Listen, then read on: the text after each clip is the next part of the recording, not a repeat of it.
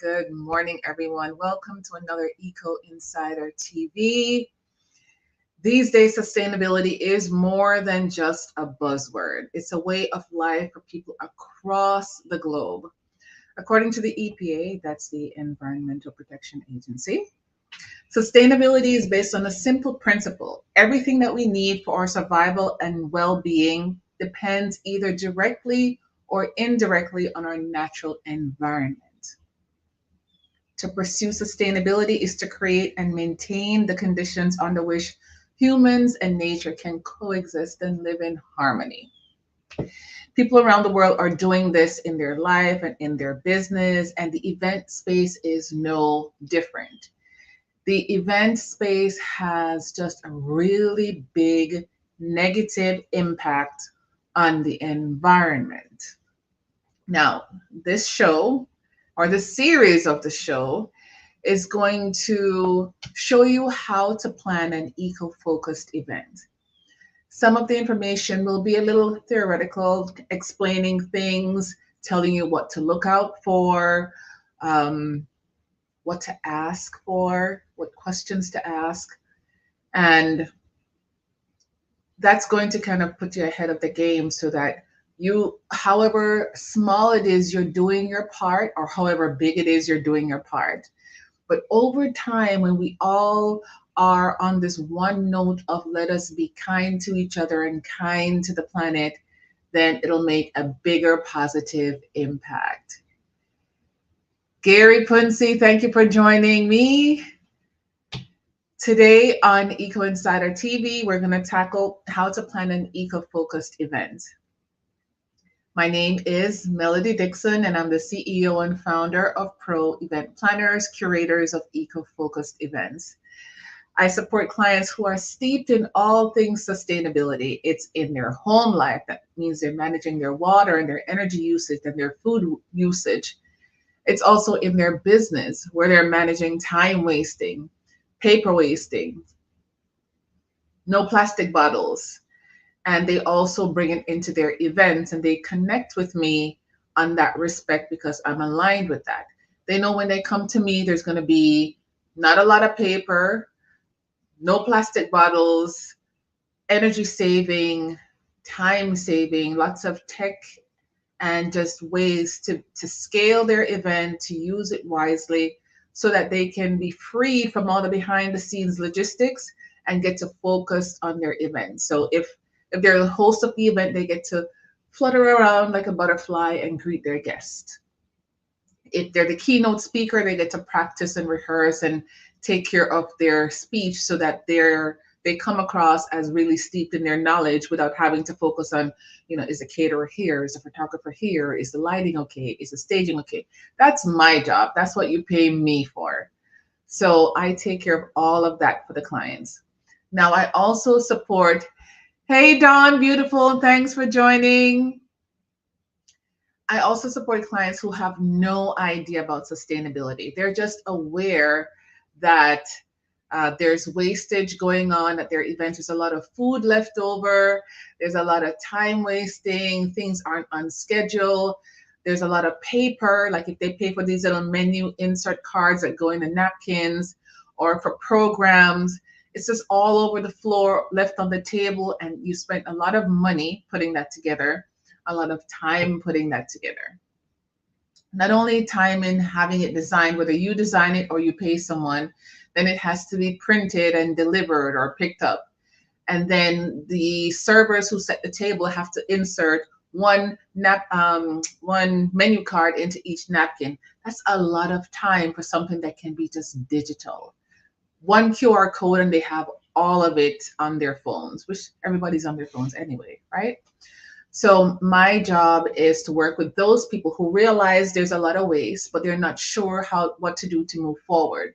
So they connect with me because I'm aligned with sustainability, and I take their hands and we make eco-focused steps like converting all the things on paper, the program, the sponsorship information, the menu cards, and put that all in a QR code. Simple, easy thing, but saves you a lot of money. So we do these little things. I hold their hands through it, and over time and compounded, they save money. they save time, and they now have a new awakening, a new learning for what's possible for their events and what's possible for their pocket. So that's what I do for the clients. Now, what is sustainability?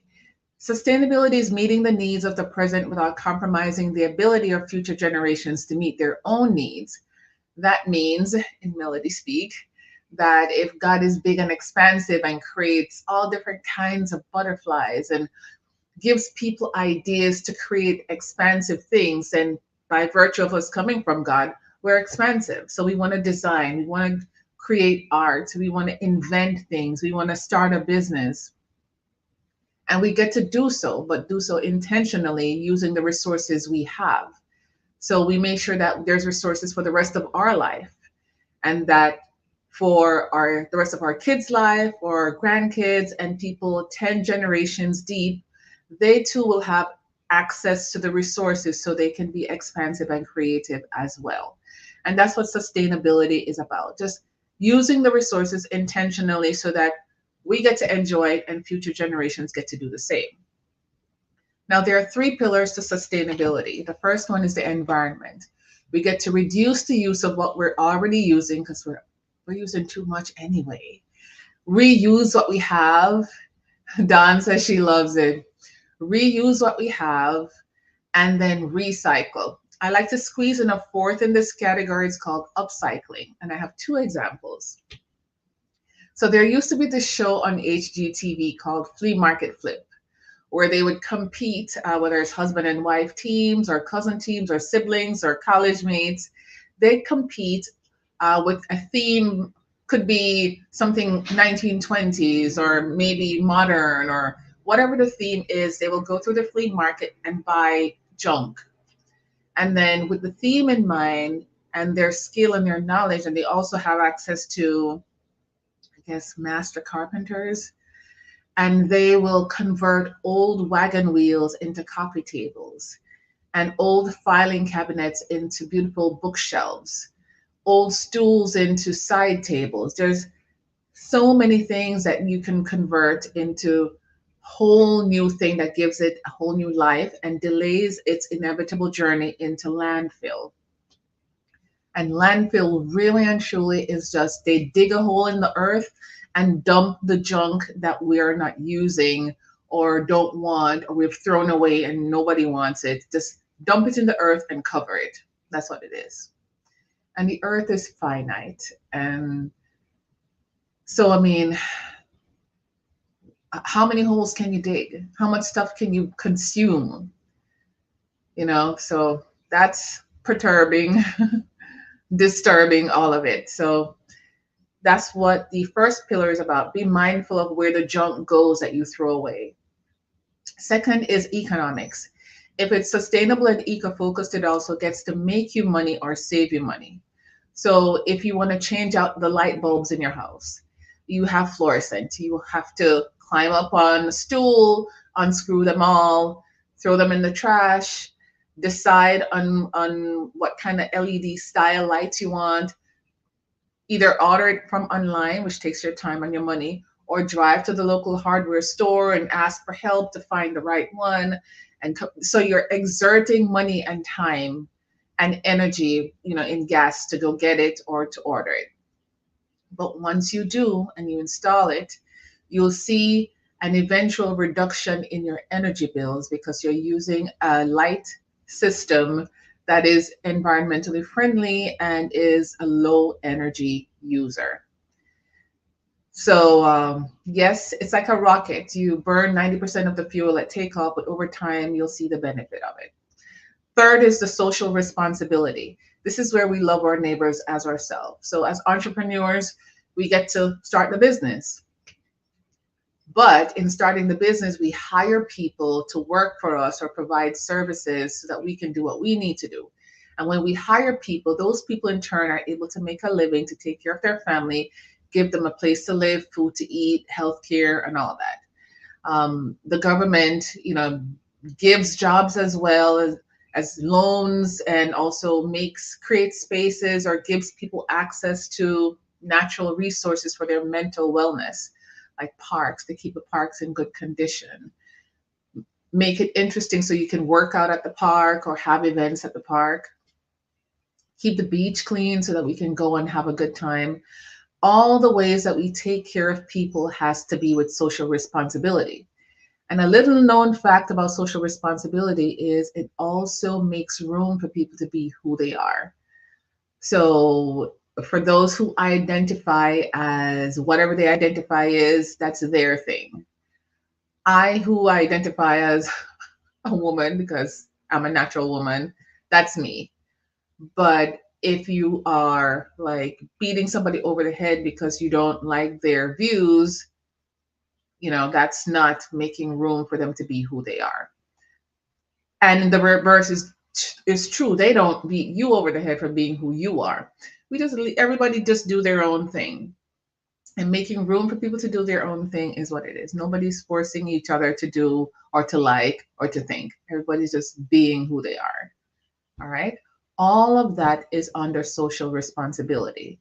And as such, there's companies that take care of mental wellness, all these apps for therapy. There's so many ways and so many things that can be included in social responsibility. And we get to make room for it all. So those are the three strong pillars of sustainability. And it colors everything we do, whether it's stuff in your home, stuff in your business, or in your event. Now, today we're going to talk about how to find or to discern a sustainable event space, a sustainable venue. When researching the most sustainable venues, you'll likely find there is no definitive answer, as the criteria varies, as do the accreditation.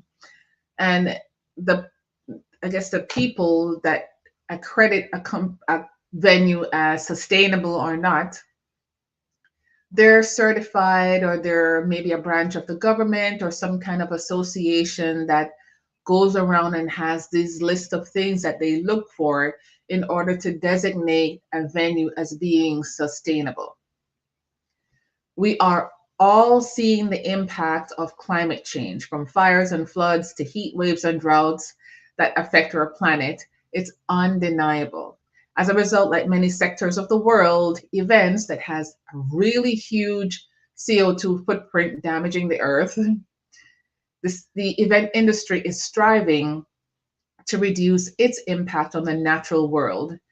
And as such, finding the right venue is just one of the preliminary steps. Yesterday, we talked about the basic foundation is to include conversations on what your event will look like if it's sustainable, and then deciding to actually do that, and then honoring your word. It's all up here. If you're deciding that your event is not going to have any plastic bottles, that goes in the initial planning stages.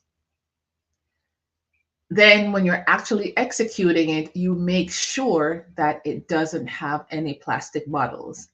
And then if you see somebody with a plastic bottles in their bottle, there has to be some kind of a plan in place to manage that. Do you make sure that there's a recycle bin anyway, just in case some plastic bottles sneak in? It may seem like micromanaging because of, but over time, when you look at how easy it is not to have plastic bottles at your event. I went to a convention at Choice Hotels early this month. It was in Las Vegas at the Mandalay Bay. And instead of having individual plastic water bottle stations, they had stations with big dispensers, and they have paper cups. So you pull the spigot, the water comes out in a cup. It's totally sustainable because the cup is biodegradable. The plastic container, that's a big dispenser, is reusable, and that's one of the tenets for being sustainable. There was no plastic bottles in the convention space. And they had over 1,000 people there for like 3.5, almost 4 days, from 8 a.m. to like 5 p.m. So it's completely doable, but it takes having the foresight and the the managing and the being steadfast in making it happen, because some people are connected to paper. They're emotionally connected to wanting to see the paper ticket or the paper invitation or the paper program so they can take it home and have the thing to say, I attended this event. It's like a whole emotional thing, and it's not necessary. So, yesterday we set the foundation. Sustainability has to be in the early talks. We have to follow through on it and then decide on what that looks like. Today, we're talking about the venue. What things or what things should we look out for when deciding to choose a venue to deem it either sustainable or eco-focused? The first thing is its energy efficiency, from the lights to heating and cooling.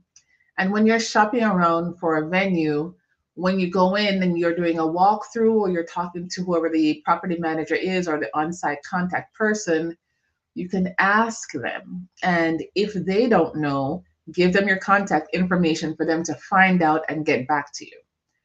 That's going to show them that you're serious about your requirements for using the venue. And that lets you know what's in the marketplace, how many venues are even caring what they're doing to the environment.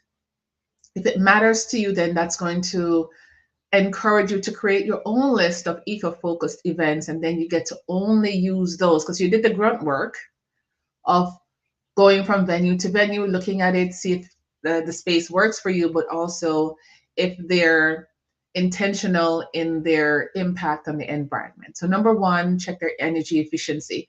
Number two, let me get this for YouTube here. So if you see me looking up here, it's the Instagram. Down here, it's YouTube. So number one was energy efficiency.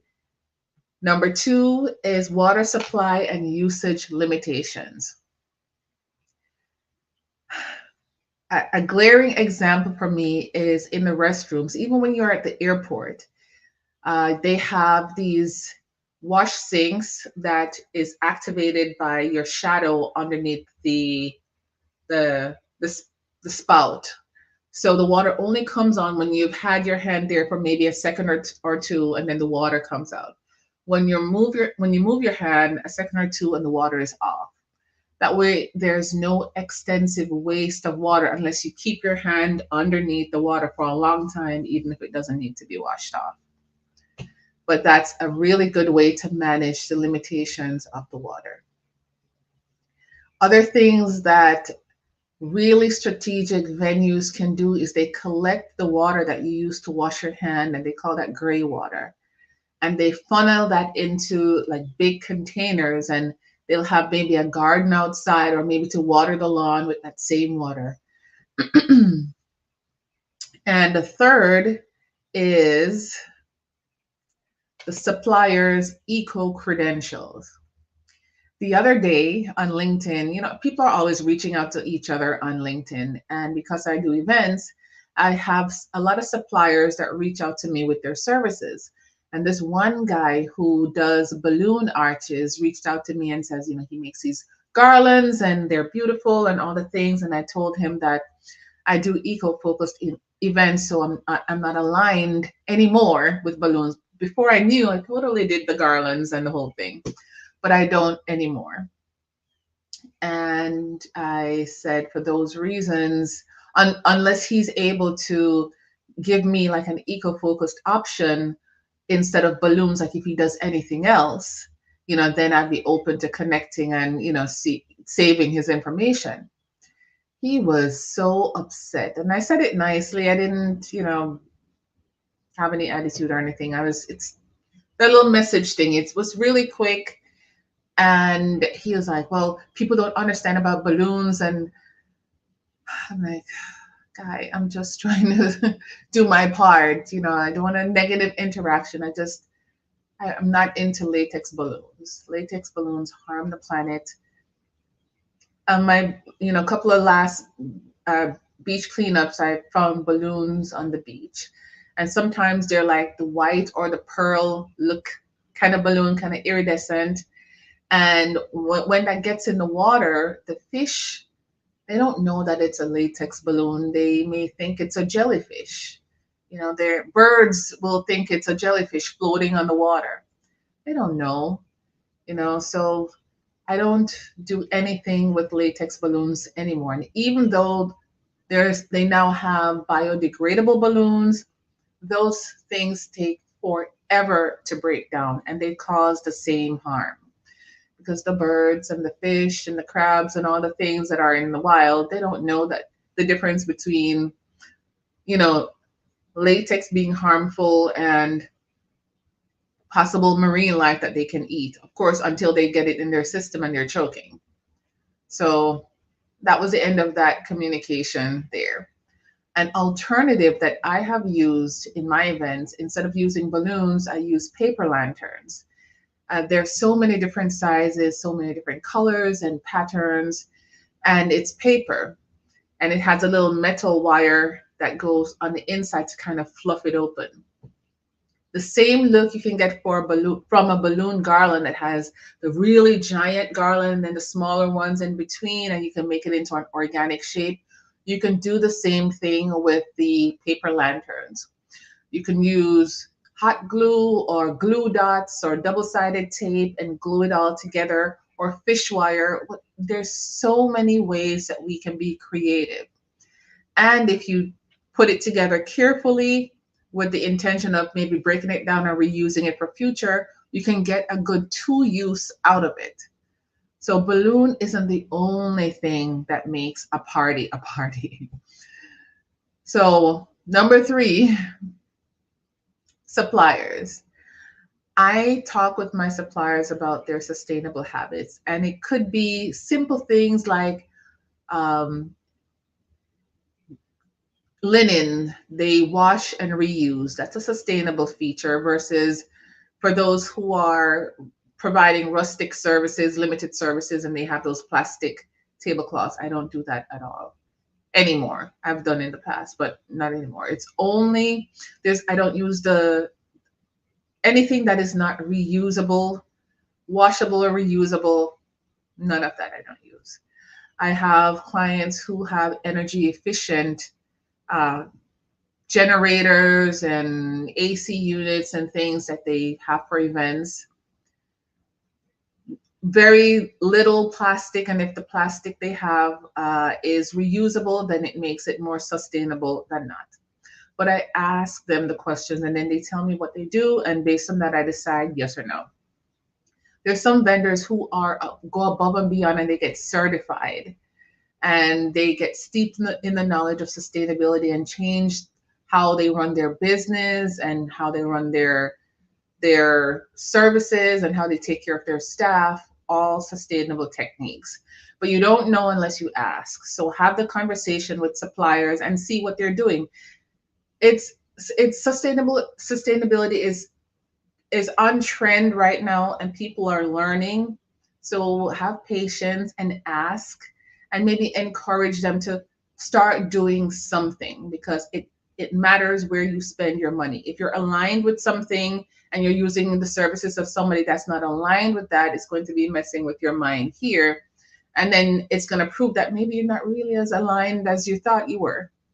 So those are my 3 for today in discerning a sustainable event space. And I have more for the rest of the week, but today I'm doing 3. Energy efficiency, water supply and usage, and supplier eco credentials. Those are the 3 for today. Now, managing all of that could be a lot. If you don't have time to be hunting down and asking questions and taking notes and investigating, let me handle all of that for you. My name is Melody Dixon, and I'm the CEO of Pro Event Planners, curators of eco-focused events. I will be the person to talk with you about your event, what you want to see, who you want to come, what your return on investment is that you're looking for. I take your budget and I kind of marry that together with some eco-focused elements so that you get to focus on what you need to be or what you need to do. If you need to be the host of your event or selling your products or talking about your book or schmoozing your investors, go do that and I'll take care of all the details behind the scene. I'll find the right eco-focused venue, the right eco-focused vendors, and make sure your event is not only beautiful, but logistically sound as well. For people on Instagram, the link is in the bio. For YouTube, the link is in the description of this live. To learn more about my services, to learn more about the Pro Event Package, this is my hashtag Hire It Done for you. You don't need to do anything, but just tell me what you want to see, and I'll elevate that and marry that with your budget and make it happen for you. All right. If you have questions on eco-focused events or just the services in general, let's connect. My email address is info@myproeventplanners.com. Thank you so much for joining, and I will see you tomorrow when we take care of some other ways to discern an eco-focused venue. Take care.